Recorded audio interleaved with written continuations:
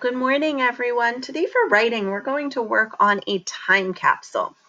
And this is not going to be a one-day activity. This is going to be something that I should expect will take us, about the week. We want to take our time with this particular project because I want it to be a special item that your family will hold on to and save and use as an opportunity to reflect upon this special time that we're all experiencing together. This has never happened before. So when things like this happen later on, when we reflect on them in history, there's two types of sources that we use as readers and writers. There's primary sources and secondary sources.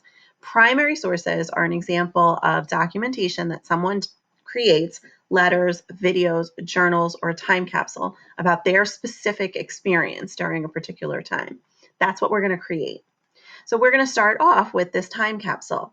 If you weren't able to print it, then you can just go ahead and make one in your writer's notebook, just using this as sort of like, a brainstorming tool. But if you were able to print it, and I printed it for my family to complete as well, these are some of the things that we're going to do. You can use photographs. So for example, some students sent me pictures that their parents took of them working from home, doing school from home. If you have the ability to print those pictures, you could stick them on these pages. Local newspaper pages or clippings, your handprints or artworks, a list of the people who were in your home that you quarantined with, something like that. Over here, you're going to write all about you. This is your primary source about who you are right now.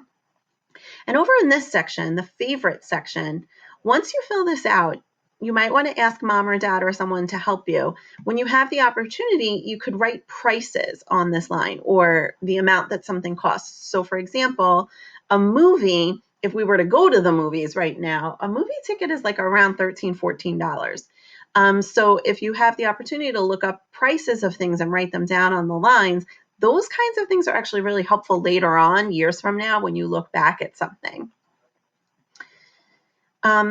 Over here, we're going to talk about how we're feeling about this whole experience. Overall, how do you feel? What are some words that you could use to describe how you have felt? What are some things that you're thankful for or that you've learned during this experience? And it's totally okay to be ready to move on at some point and to be excited about things that you'll do when this is over. In your community, people are doing different things, and we can use this as a jumping off point to think about those types of things. For example, in my neighborhood, a lot of families are putting out teddy bears for children to find when they go for their daily walk on a teddy bear hunt. And then people are also leaving notes or pictures or artwork in their driveways that they make with sidewalk chalk. An important thing to remember, something that we say a lot in room 223, is changing your perspective. Changing your perspective can be as simple as changing one word. For example, you are not stuck at home, you are safe at home. What are some things that you're doing to keep busy while you're safe at home? You can put words or pictures in each of these sections. And then right over here on this page, you could use a crayon or a pencil or construction paper, if you'd like, whatever you want to use, to put the hands of all the people who are living in your home that you're quarantining with.